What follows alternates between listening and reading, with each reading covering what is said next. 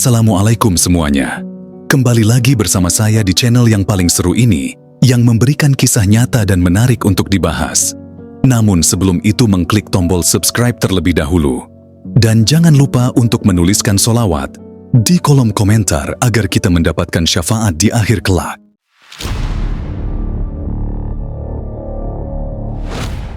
Di sebuah daerah, tepatnya di Dusun Kisik, Desa Gempol Pasuruan, Jawa Timur, hiduplah seorang laki-laki yang bernama Yasin Fadilah. Usianya sudah menginjak 49 tahun. Dia merupakan seorang laki-laki yang sudah menikah dan memiliki 3 orang anak. Yasin, ini bisa dikatakan cukup terpandang di lingkungan tempat dia tinggal, yang mana dia merupakan seorang bos judi togel terbesar di Kabupaten Pasuruan, Jawa Timur. Yasin tinggal di sebuah rumah yang bisa dikatakan cukup megah untuk seukuran rumah di desa, dan dia tidak pernah pusing dengan masalah ekonomi karena hidupnya sudah bergelimangan harta dari hasil usaha judi. Meskipun dia kadang berlaku semena-mena terhadap orang-orang, tetapi karena dia ini memiliki kuasa, memiliki uang, jadinya orang-orang tetap segan terhadap dia dan memaklumi setiap perilakunya. Lalu di dalam kehidupan Yasin, dia ini bertetangga dengan pasangan suami istri yang sudah memiliki 4 orang anak. Namun di dalam cerita ini, tidak ada informasi mengenai siapa nama suaminya. Salah satu anak dari wanita tersebut itu bernama Muhammad Maulud Rianto, yang usianya pada kejadian ini, yaitu tahun 2019, sudah menginjak 18 tahun. Hubungan antara Yasin dan juga tetangga yang memiliki 4 anak tersebut bisa dikatakan kurang baik. Hal ini karena Yasin ini sering sekali menindas keluarga tersebut dan kerap sekali mengolok-ngolok keluarga tersebut. Namun, walaupun begitu, keluarga tersebut tidak pernah ambil pusing. Mereka sadar diri kalau mereka adalah orang yang tidak punya dan tidak berani melawan Yasin yang notabene adalah orang kaya. Meskipun keluarga tersebut diolok-olok, namun tidak bisa dipungkiri ibu dari 4 anak di keluarga itu merupakan seorang wanita cantik yang memiliki sifat yang ramah dan juga baik hati. Oleh karena itu, tidak heran banyak orang yang senang berinteraksi dengan si ibu. Walaupun keluarganya sering ditindas oleh keluarga Yasin, mereka selalu menanggapi dengan baik tanpa menyimpan dendam sama sekali. Terutama si ibu yang tidak pernah menggubris apapun olok-olokan dari Yasin. Dan ternyata hal ini justru membuat Yasin mulai tertarik kepadanya. Yasin mulai menyadari kalau ibu 4 anak tersebut memiliki paras yang cantik dan juga membuat dia jadi terpikat. Mulailah di saat itu Yasin ini berubah, yang tadinya mengolok-olok keluarga dari perempuan tersebut, tetapi mulai mencari-cari perhatian dengan menggoda sang ibu. Dan hal ini disadari oleh salah satu anak dari ibu tersebut yang bernama Muhammad Maulud Rianto tadi. Awalnya Yasin ini hanya menggoda karena melihat sikap manisnya ibu dari si Rianto ini. Tetapi ketertarikan Yasin malah tiba-tiba berubah. Dia mulai nafsu melihat tubuh wanita 4 anak tersebut. Kesulitan untuk menahan hasratnya setiap kali dia melihat ibunya Rianto membuat Yasin ini akhirnya memutuskan untuk mencari kesempatan agar bisa melakukan hubungan intim dengan ibu Rianto tersebut. Meskipun Yasin mengetahui kalau ibu 4 anak itu masih memiliki suami, namun nafsunya tidak dapat diatasi. Singkat cerita, pada suatu hari Yasin mulai mengamati rumah keluarga Rianto.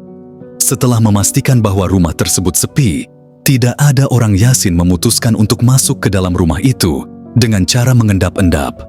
Niat di dalam hatinya sudah jahat.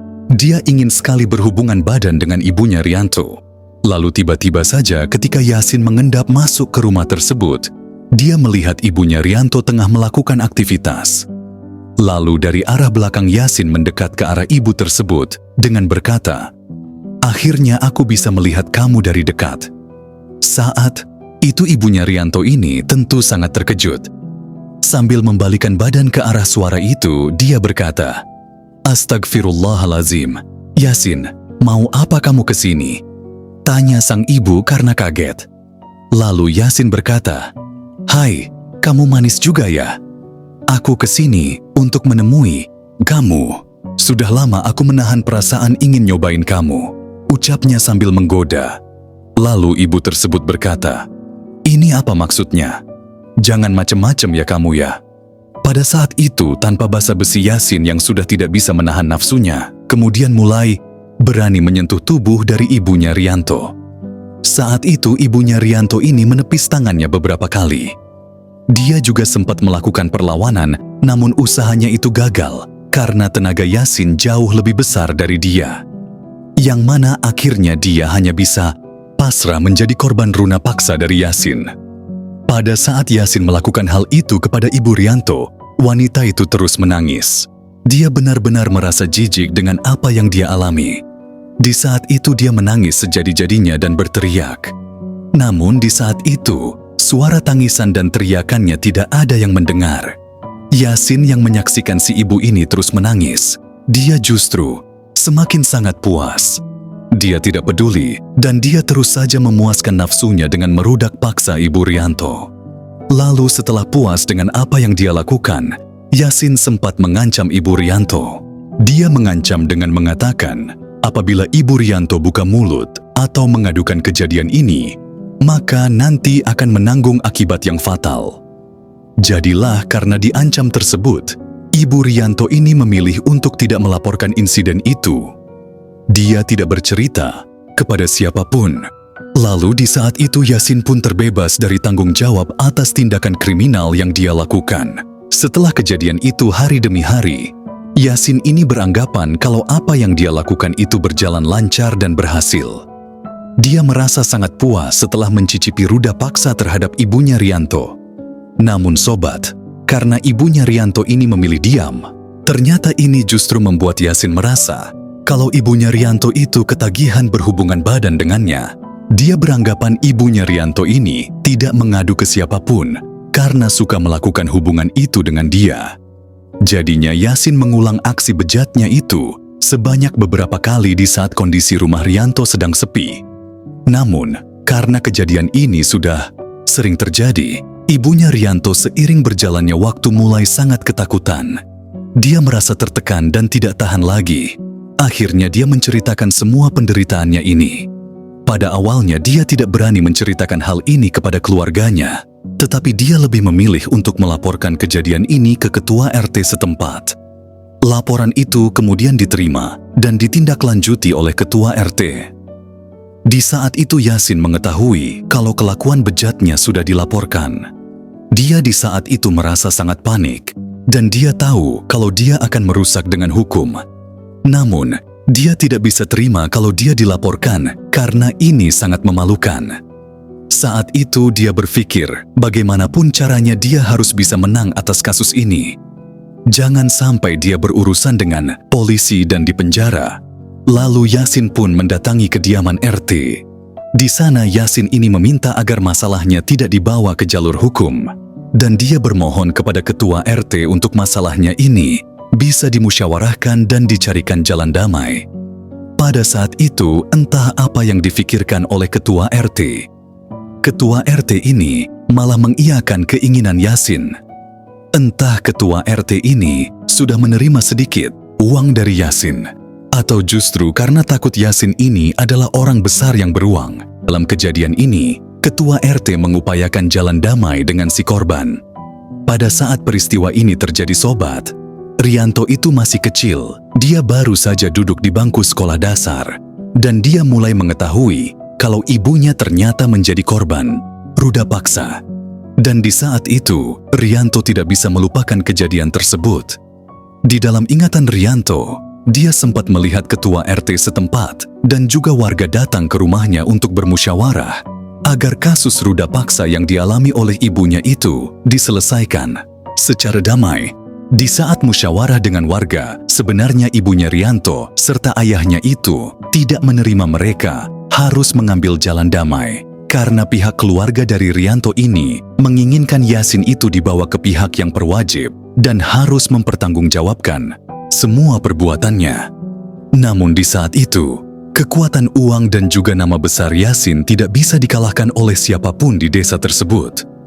Dibandingkan dengan keluarga Rianto, mereka nggak ada apa-apanya. Jadilah atas kekuatannya tersebut, kasus ruda paksa ini mau tidak mau harus damai. Rianto yang masih kecil melihat kedua orang tuanya menangis, merasa diinjak-injak harga dirinya, dia tidak bisa berbuat apa-apa. Namun ternyata kejadian itu justru membekas di hatinya dan menjadi sebuah dendam yang dia pendam seumur hidupnya. Tak hanya itu, kasus ruda paksa yang dialami oleh ibunya itu juga sudah tersebar dan menggegerkan masyarakat setempat. Setelah kejadian itu, Rianto sering sekali dibuli oleh teman-temannya karena ibunya merupakan korban ruda paksa. Ibunya dihina, ibunya seolah-olah dianggap sebagai wanita yang kotor. Betapa sakitnya hati Rianto, ibunya tidak mendapatkan keadilan. Dia pun harus menanggung malu atas ejekan dari teman-temannya dan juga tetangga sekitar. Jelas sudah, dendam di dalam hati Rianto benar-benar berkecamuk. Dia menanamkan niat di dalam hatinya. Suatu saat akan dia balas semua dendamnya ini. Lalu di samping itu, beberapa waktu setelah terjadinya ruda paksa, Yasin beserta keluarganya malah pergi meninggalkan desa tersebut. Sejak saat itu juga, Rianto dan keluarganya mulai mendapatkan ketenangan lagi. Orang yang membuat keluarganya ini menderita, sekarang sudah pindah rumah. Yasin dan keluarganya memilih untuk pindah dari desa tersebut karena sudah merasa malu atas kasus itu. Sementara Rianto dan keluarganya bersyukur Yasin pindah dari desa itu, agar mental sang ibu tidak drop, karena harus bertemu dengan pelaku yang melakukan ruda paksa kepada dia. Hari-hari pun berlalu. Tahun berganti tahun, Rianto sudah merasa tenang. Dia sedikit demi sedikit mulai melupakan apa yang terjadi di masa lalu. Rasa dendam di hatinya terhadap Yasin mulai sedikit memudar. Lalu tiba-tiba, di suatu ketika di saat Rianto sudah beranjak dewasa, tepatnya di tahun 2019, entah ada angin apa, secara tiba-tiba Yasin justru kembali ke desa tersebut. Rianto yang melihat sosok Yasin kembali ke desa itu, dengan seketika dendam yang selama ini sudah pudar kembali bergemuruh di dalam hatinya. Amarah dan emosi tidak bisa dia tahan. Dia di saat itu sudah merasa kalau dia merupakan pria dewasa yang sudah bisa membalaskan dendamnya selama ini. Dan dia tidak bisa membiarkan seseorang yang selama ini sudah merusak ibunya dan muncul lagi di hadapannya. Pada awal kedatangan Yasin, Rianto ini sedikit memendam emosinya dan mencoba untuk menerima. Namun di saat itu, yang membuat Rianto benar-benar kesal dan marah, yaitu sifat Yasin yang tidak kunjung berubah. Dia masih menjadi orang yang congkak. Dia suka mengolok-ngolok orang yang miskin, terutama mengolok keluarga Rianto. Dan hal ini benar-benar memancing Rianto menjadi lebih emosi lagi. Rianto menjadi sangat geram dan dendam lamanya timbul kembali dan ingin dialampiaskan sesegera mungkin. Marah yang menggebu-gebu tersebut ternyata membuat Rianto akhirnya kepikiran untuk menghabisi nyawa Yasin. Beberapa hari, dia memikirkan hal tersebut dan mencoba untuk meyakinkan dirinya. Setelah hatinya yakin, dia mulai menyiapkan beberapa alat untuk melancarkan aksinya demi membalaskan dendam. Dia siapkan sebilah pisau. Pisau tersebut dia siapkan sebulan sebelum melakukan aksi eksekusi. Dia mencari pisau terbaik. Dia mencari alat-alat yang benar-benar bisa membantunya. Setelah alat-alat tersebut dirasa cukup, barulah alat tersebut yang merupakan pisau dia sembunyikan di salah satu surut kamarnya. Selama dia merencanakan aksi eksekusi ini, Rianto selalu memantau atau menyintip kegiatan sehari-hari yang dilakukan oleh Yasin. Lalu tibalah pada suatu hari, yaitu pada Senin tanggal 16 Desember tahun 2019. Saat itu, hari yang ditunggu-tunggu oleh Rianto pun tiba. Kondisinya Yasin sedang pergi ke rumah kerabatnya yang tidak jauh dari tempat dia tinggal. Saat itu, Yasin berniat ingin ngobrol sesuatu dengan kerabatnya tersebut. Lalu, setelah beberapa saat ngobrol, ternyata di belakang itu, Rianto mengintip Yasin dan menunggu Yasin pulang. Lalu pada pukul 11 malam saat itu, Yasin sudah selesai dengan obrolannya dan akan menuju pulang. Yasin pun beranjak untuk pulang ke rumahnya dengan berjalan kaki. Namun di samping itu, ternyata Rianto yang sejak tadi sudah mengintai Yasin itu menunggu Yasin lewat di hadapannya sambil bersiap dengan motor yang dia pinjam dari temannya. Begitu Yasin keluar dari rumah kerabatnya itu dan berjalan sedikit, Rianto yang sudah siap dengan pisaunya dan mengenakan jaket, masker dan juga topi, kemudian langsung mendekati Yasin. Yasin yang sudah berjalan cukup jauh dari rumah kerabatnya, sekitar 30 menit perjalanan dan jam sudah menunjukkan pukul 11.30 malam. Tiba-tiba muncullah sepeda motor Honda Vario yang dikendarai oleh seseorang dari arah belakang. Di saat itu, Yasin tidak menaruh curiga ketika pengendara motor itu semakin lama semakin dekat dengannya. Dan dia juga tidak sadar kalau pemotor tersebut seraya mengeluarkan sebilah pisau dari balik bajunya. Lalu dalam hitungan detik pisau tersebut langsung dihujamkan ke tubuh Yasin dengan sangat cepat. Ketika itu, Yasin tidak mengetahui kalau itu adalah Rianto. Dia hanya berteriak kesakitan dengan kondisi cairan merah sudah menyembur dari tubuhnya dan bersimbah di jalanan. Yasin yang di saat itu tidak tahu kalau dia bakal diserang, dia tidak sempat menangkis tikaman tersebut, dan kejadian itu terjadi dalam hitungan detik. Rianto yang sudah berhasil menyikam Yasin, dan dia menyadari kalau Yasin sudah terluka parah, kemudian langsung tancap gas dengan sepeda motor tersebut dan menghilang dari lokasi. Kondisi Yasin di saat itu tidak ada yang menolong karena sudah tengah malam dan jalanan mulai sepi. Wajah Yasin mulai pucat pasi karena kehabisan cairan merah. Tangannya terus memegang luka di bagian perut yang mulai dibanjiri dengan cairan merah. Lalu, dengan terengah-engah, dia hanya bisa terbaring di sana. Beberapa saat kemudian, ada seseorang yang melintas di jalanan tersebut. Orang ini sangat kaget. Dia menyaksikan pemandangan yang sangat menyeramkan dan dia refleks berteriak, "Ya Allah, kenapa ini? Tolong, tolong!" Ucapnya dalam kondisi panik. Pada saat itu kondisi sedang sepi. Tidak ada siapa-siapa di sana. Dengan tertatih hati Yasin berusaha untuk bangun dan meminta pertolongan dari orang tersebut. Dan orang tersebut langsung memapah Yasin untuk berjalan sambil terhuyung-huyung sampai roboh. Yasin meminta orang tersebut untuk dibawa ke dalam rumah. Keluarga Yasin kaget melihat kondisi Yasin yang sudah terluka parah. Keluarganya bertanya, "Loh, kenapa ini? Ya Allah, ada apa ini? Kok bisa kayak gini? Ini siapa yang melakukannya?" "Kamu, Pak. Kamu yang lakuin ya?" Lalu orang tersebut berkata, Enggak. Bukan saya. Tadi saya lihat dia sudah tergeletak di jalan. Ini makanya saya bantu bawa ke rumah." "Ya udah, ayo cepat kita bawa ke rumah sakit," ucap salah satu anggota keluarganya. Yasin akhirnya langsung dilarikan ke rumah sakit Bayangkara Pusat Pendidikan Polri, Porong, Sidoarjo. Di dalam perjalanan, Yasin benar-benar merintih kesakitan. Keluarganya hanya bisa menangis melihat kondisi Yasin yang memprihatinkan. Sesampainya di rumah sakit, Yasin langsung dibawa ke ruang instalasi gawat darurat. Dan di saat itu, kondisi Yasin sudah tidak lagi bergerak. Dokter yang menangani Yasin langsung memeriksa denyut nadinya dan juga nafasnya. Ternyata, Yasin sudah meninggal dunia. Dokter menyatakan, meninggalnya Yasin ini akibat luka tusukan yang parah. Dia kehabisan cairan merah, serta tulang rusuknya yang patah.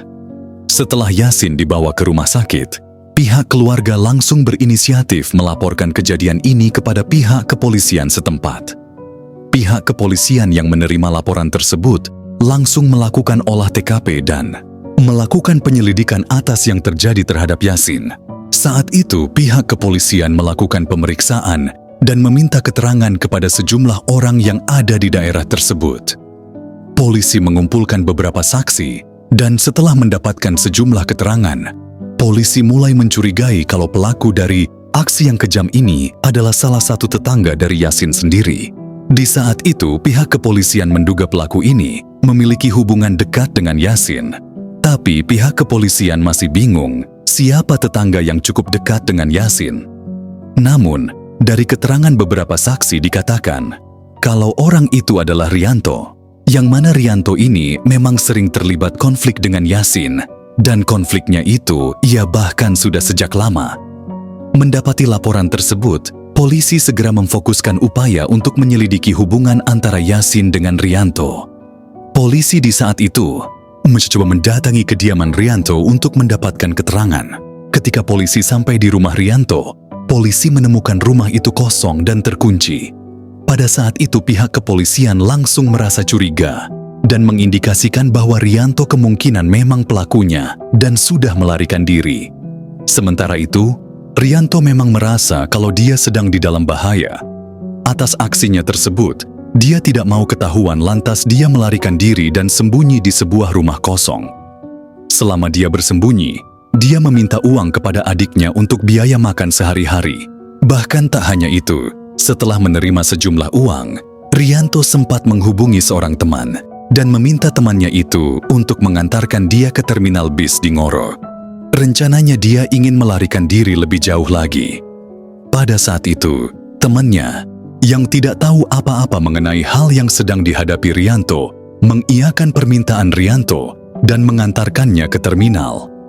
Namun setelah tiba di terminal, Rianto pun langsung naik bis menuju ke Mojokerto. Ketika di bis itu, Rianto sempat merasakan sesuatu yang aneh. Dis beramu truk enak hati dan beranda truk aman berada di bis. Lalu oleh karena itu, dia memutuskan untuk melanjutkan perjalanan lagi, naik bis lagi, tapi menuju ke Kediri. Tanpa disadari oleh Rianto di saat itu, sebenarnya pihak kepolisian dari berbagai wilayah sudah berkoordinasi untuk memantau pergerakannya. Lalu, tidak lama setelah Rianto meninggalkan Mojokerto, polisi berhasil mendeteksi posisi Rianto dan berhasil menangkap Rianto. Di saat itu, Rianto tidak bisa melawan. Dia ditangkap dengan tenang. Dia menyerah dan segera dibawa ke kantor polisi yang ada di Pasuruan. Di sana, dia diinterogasi untuk mendapatkan keterangan lebih lanjut atas motif sebenarnya mengapa dia melakukan aksi eksekusi kejam tersebut. Pada awalnya, Rianto ini tidak mau menceritakan motif sebenarnya. Mungkin karena merasa malu, ibunya telah dinodai dan dia juga tidak bisa menceritakan hal itu kepada orang. Akhirnya, motif sebenarnya baru terungkap setelah 7 bulan kemudian dalam persidangan di Pengadilan Negeri Bangil. Di saat itu, Rianto mau tidak mau bercerita semuanya tentang aib yang dialami oleh ibunya. Dia sambil menangis, gemetar, menceritakan rasa sakit hatinya di masa lalu karena perbuatan Yasin. Lalu setelah semuanya terang menderang, banyak orang-orang yang mengetahui kasus ini justru simpati terhadap Rianto. Banyak orang-orang yang mewajarkan bahwa perbuatan Rianto ini adalah sebuah aksi untuk menjaga kehormatan sang ibu. Lalu pada 8 Juli 2020, Majelis Hakim memutuskan untuk memberikan vonis 13 tahun penjara kepada Rianto atas aksinya tersebut. Di saat itu, jaksa segera mengajukan banding untuk menuntut hukuman 20 tahun penjara terhadap Rianto. Namun, Pengadilan Tinggi Surabaya pada 10 September 2020 memutuskan untuk menguatkan putusan PN Bangil dengan menjatuhkan vonis 13 tahun penjara kepada Rianto. Dan putusan ini kemungkinan besar dipengaruhi oleh pertimbangan yang berkaitan dengan keadilan terhadap peristiwa yang dialami oleh keluarga Rianto di masa lalu. Lalu sementara itu, jenazah Yasin sudah dipulangkan ke keluarganya dan dikuburkan dengan layak. Itu dia sobat, kisah tragis dari aksi balas dendam seorang anak yang tidak terima ibunya dirudah paksa. Akhirnya ketika dewasa, dia mampu membalaskan dendamnya dengan puas hingga nyawa si pelaku pun melayang. Apa pelajaran yang bisa kita ambil dari kisah ini?